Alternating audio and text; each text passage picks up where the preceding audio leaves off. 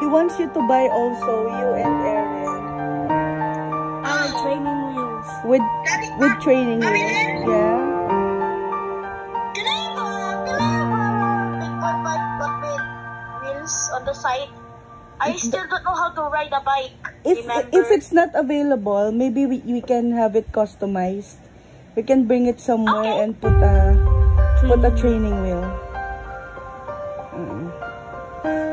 I'm gonna keep the training wheel forever because I can't ride a bike. You'll never know. You'll never know. You'll never know. You'll come around. You'll get the hang of it. No, I won't. We'll see. You talk to him. He's really excited to talk to you. Hold it. Wait. Because I want...